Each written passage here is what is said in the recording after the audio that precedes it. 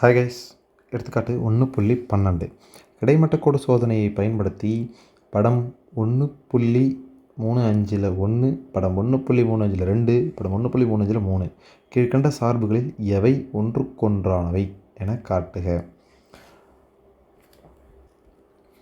எடுத்துக்காட்டு 1.10 குத்துக்கோட்டு சோதனை பார்த்தோம்ல, அதே மாதிரி தான் இதில் கிடைமட்ட கோடு சோதனை. அங்கே குத்துக்கோடாக வரைஞ்சும்பா வளைவரையில் ஒரே இடத்துல வெட்டணும்னு சொல்லிடணும். அதே மாதிரி இங்கே கிடைமட்டமாக வரைஞ்சோன்னா வளைவரையில் ஒரே இடத்துல வெட்டணும். வெட்டுனா அவை ஒன்றுக்கொன்றான சார்பாகும். அப்படி இல்லை, இதுலேயும் 2 இடத்துக்கு மேலே ஒரு இடத்துக்கு மேலே 2 இடத்துல 3 இடத்துல வெட்டுச்சுன்னா அது ஒன்றுக்கொன்றான சார்பு கிடையாது. அவ்வளோதான் கணக்கு. இப்போ பாருங்களேன், இப்போ நமக்கு 3 டயக்ராம் கொடுத்துருக்குறாங்க. ஃபஸ்ட்டு டயக்ராமில் ஒரு கிடைமட்ட கோடு வரைஞ்சிருக்கிறாங்க. அது ஒரே ஒரு இடத்துல தான் வெட்டியிருக்குது. இதுக்கப்புறம் நீங்கள் வேறு எந்த இடத்துல ட்ரை பண்ணாலும் அது ஒரே இடத்துல தான் வெட்டும். ஸோ படம் 1.35 இல்லை 1வது படம் ஒன்றுக்கொன்றான சார்பாகும்.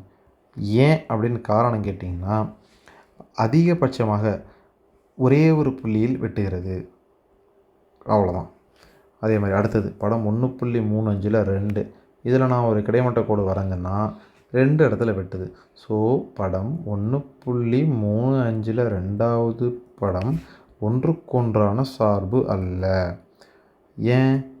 ஒரு இடத்துக்கு மேலே வெட்டுது. P மற்றும் Q என இரு இடங்களில் வெட்டுகிறது.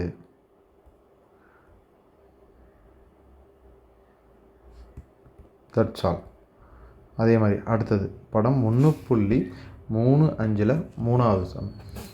இதுலேயும் பாருங்களேன், வளைவரை போகுது, கிடைமட்ட கோடு வரைகிறோம், ஒரே இடத்துல வெட்டுது.